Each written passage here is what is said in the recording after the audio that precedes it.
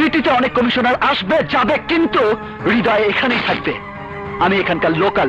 বাংলাদেশের সিনেমার ইতিহাসে অনেক সুপারস্টার এসেছেন, কিন্তু আজ আমরা জানবো শাকিব খান, মান্না, রিয়াজ, সালমান শাহ এবং ফেরদৌসের প্রথম সিনেমা কি ছিল আর শুরুতে তাদের অভিনয় কেমন ছিল।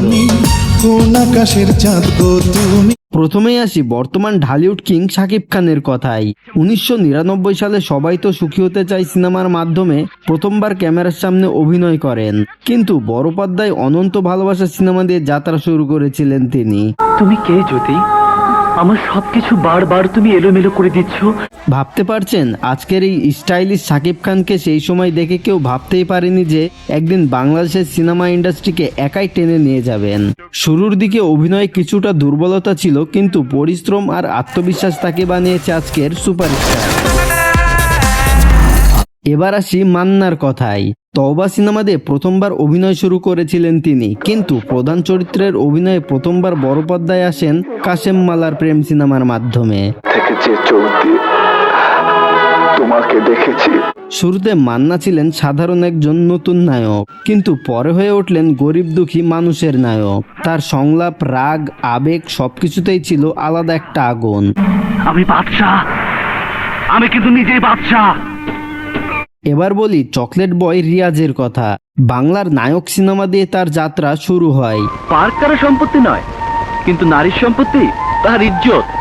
রিয়াজের সবচেয়ে বড় শক্তি ছিল তার হাসি আর রোমান্টিক অভিনয়, তবে অ্যাকশন সিনেমার চেয়ে প্রেমের গল্পেই তিনি ছিলেন বেশি শক্তিশালী। তোমার জন্যই তো পাগল হয়েছি প্রতিটি মুহূর্ত। এবার আসি সেই নামটিতে যাকে আজও মানুষ ভুলতে পারেনি, আর তিনি হলেন সালমান শাহ। তিনি প্রথমবার বড় পর্দায় হাজির হন কিয়ামত থেকে কিয়ামত সিনেমার মাধ্যমে, এবং এই সিনেমা দিয়ে অভিষেক করে তিনি পুরো ইন্ডাস্ট্রিতে ঝড় তুলে দেয়। আমার নাম রেশমি চৌধুরী, তোমার নাম? রাজ মির্জা। তার অভিনয়ের সংলাপ ও আবেগ খুবই বাস্তব মনে হতো। রোমান্টিক, দুঃখ বা রাগ সব আবেগেই চোখের ভাষায় ফুটিয়ে তুলতে পারতেন। তোমার এত বড় সাহস, তুমি আমার মাকে অপমান করছো, আমার মাকে।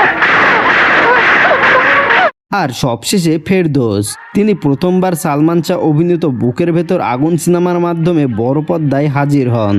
তোমার ভাই আমার মুখ পুড়িয়ে দিয়েছিল, প্লাস্টিক সার্জারির কারণে আমার চেহারা বদলে গেছে। এবং পরবর্তী সময় হঠাৎ বৃষ্টি সিনেমা দিয়ে দর্শকদের হৃদয়ে জায়গা করে নেন তিনি। তার অভিনয় ছিল শান্ত একটা অনুভূতি এবং ছিল ভালোবাসার ছোঁয়া।